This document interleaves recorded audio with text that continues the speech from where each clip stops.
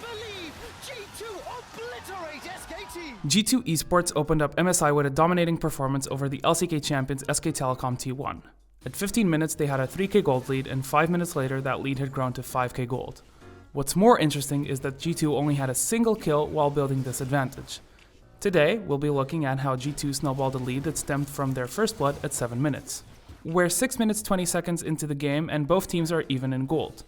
Most of G2's efforts have been towards getting Wunder ahead. They constantly move Jankos and Caps towards the top lane and threaten dives, which forces Khan to back off, losing valuable experience and gold. Meanwhile, in the bot lane, Mata engages looking for an all-in. G2 turn the engage and end up costing Mata his flash.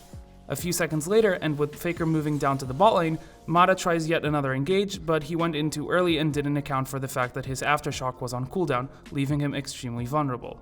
G2 turn the engage, get the kill, and get out before Faker can arrive and gank the bot lane. With this kill, G2 instantly used the gold urn to press their advantage. Perkz recalls, buys a pickaxe, and instantly teleports to the bot lane.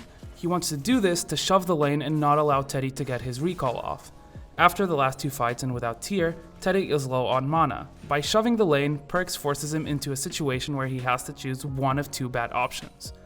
Option number 1, recall and lose a minion wave worth of gold and experience. Option number 2, stay in lane with low mana that does not allow him to duel or effectively push back the lane. The pressure Jankos and Caps put on Khan earlier in the match finally starts to show, as the gold lead Wunder has allows him to almost solo kill his lane opponent, forcing a flash and getting him a turret plate. G2 keep pressure in the bot lane with Vision and Jankos' presence and continuously shove the bot lane. Teddy is stuck in lane with low mana, which doesn't allow SKT's bot lane to ever look for a 2v2 trade. This is also delaying his tier purchase, which in turn delays Muramana completion, one of Ezreal's most important power spikes. SKT's bot lane eventually has to yield, and Perkz and Mikyx get a turret plate of their own. Mikyx starts his recall as Perkz shoves, and G2's bot laner uses Zion Rakan's passive Lover's Leap to join his support and reduce the time on his recall. It's now 9 minutes and 45 seconds. Perkz and Mikyx just recalled, while Teddy and Mata still have to catch the wave that is crashing on their bot lane turret.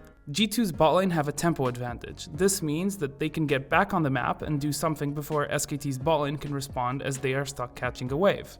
Perkz and Mikyx start moving directly towards the mid lane as Jankos hands over the blue buff to Caps. The plan is in motion. Perkz will catch the wave that Faker is currently pushing, while the rest of G2 move towards the top lane and threaten Khan. Teddy and Mata complete their recalls by 10 minutes and 6 seconds, which means that they are a full 21 seconds behind their counterparts. Faker tries to make a move to aid the top lane and potentially look for a flank, but Mikyx blocks Faker's path towards top lane as he shows up in the topside jungle, delaying him for several seconds. With Caps and Wunder top lane and Jankos shadowing them, the G2 solo lanes grab 2 more turret plates. In the meantime, Perkz and Mikyx get a plate in the mid lane.